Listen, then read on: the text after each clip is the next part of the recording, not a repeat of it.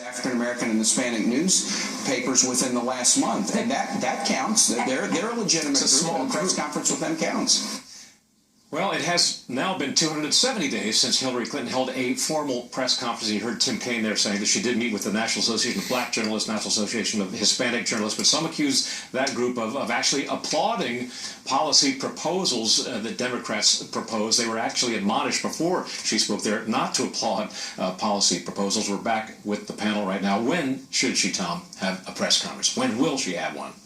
There's no telling. I think the Clinton campaign has made the strategic decision to sort of suffer in silence here as the drip, drip, drip of the stories about her emails and the Clinton Foundation continue to come out. And I think their calculation is that if she goes out and is peppered by reporters with questions about all manner of these things, that is going to draw more attention to it, and then she may potentially say something that will make the matters worse, as she has a couple times in the past. So I think they're just going to bide their time until the pressure becomes such that their hand is forced. Mara, Napoleon said, I think it was Napoleon, it's attributed to him, to never engage your enemy when he's in the process of defeating himself. And Donald Trump is not defeating himself. He's making gains. Yeah. But you see the point made. They got a little lead and they're sitting on it. And yes, it's a risk to have a press conference. She could make a mistake, as she has in the past. She is a risk-averse politician. However, she is going to have to do one eventually, and I believe it will be before Election Day.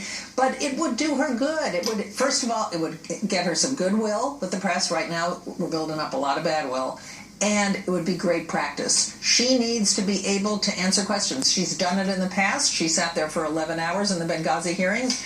She's done press conferences before where she sat there for 2 hours and taken all the questions. She can do this. I think she clearly doesn't want to. But I think over time, it's something that would do her good. Lisa? Well, yeah, I agree with Tom in the sense that she's clearly made the political calculation that trying to hide, if you will, is better for her than answering some of these questions. And there is a drip of information. We're going to get things like her calendar. We're going to get additional emails that are going to continue to pop, and she doesn't want to answer some of those questions. But it's also incumbent upon Donald Trump to not say anything stupid, to be smart, to stay on script, and allow the headlines to be driven by this negative news for Hillary Clinton. I also think that he needs to broaden his attack outside of just being critical on the honest and trustworthy aspect of this, and cut into her judgment in the sense of a Secretary of State who has made the calculated decision to delete tens of thousands of emails using software like BleachBit, so forensic evidence couldn't recover it. Someone who has allowed herself to essentially have access being bought, or at least the appearance of having that closeness with foreign donors, like the Nigerian businessman who was denied entry to the United States. And so I think he needs to cut into the judgment aspect of this as well. Charles, some breaking news from the Associated Press. Let me just read this and get your reaction to it. The State Department agreed Thursday, late today, to turn over all the detailed planning schedules from Hillary Clinton's time as Secretary of State to the Associated Press by mid-October, an important date. It was an abrupt reversal from the U.S. government lawyers' warning last week that hundreds of pages would not be released until after the presidential election.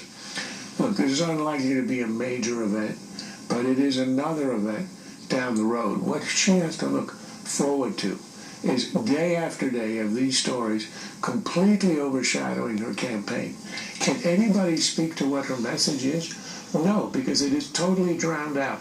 All the stories are, and they're generally small stories, small advances, but nonetheless something new every day. There's nothing left of her message. And the reason she isn't holding a press conference is you wouldn't either if you had the last year or so of her answers to other questions. You know, the old Washington adage, I prefer to tell the truth. It's easier to memorize. She's got a lot of memorizing to do, and I'm not sure if she can do it. I think she's right. The press is unhappy with all of this, but I don't think it has any effect on the public, the fact that she either has or hasn't had a press conference. I think she's smarter to dodge, wait, and hide as long as she can, because it will be entirely about her stories, her lies, and all the shenanigans with the foundation and the email. And on the subject of the drip, a new email just obtained today by Judicial Watch from Clinton Foundation Executive Doug Bann to Huma Abedin, and it says, quoting now, "Need to get me Justy and JD DIP passports." That means diplomatic passports. We had them years ago, but they lapsed and we didn't bother getting them. Huma responds, "Okay, we'll get it figured out." The federal code prohibits a private foundation from getting diplomatic passports. They're distinctly different from a citizen's passport. Tom, you want to weigh in on that? Well, look, this is just another story, and included in that, one of the most ironic was an email from Hillary Clinton, forwarded along to Houmet Abedin, and from Sidney Blumenthal to Houmet Abedin and Doug Bann, about having an event for the Clinton Foundation in Ireland, and she said, "This sounds like a good idea. I see no conflict." Well, stay tuned for a toddler gymnast sensation when we come right back.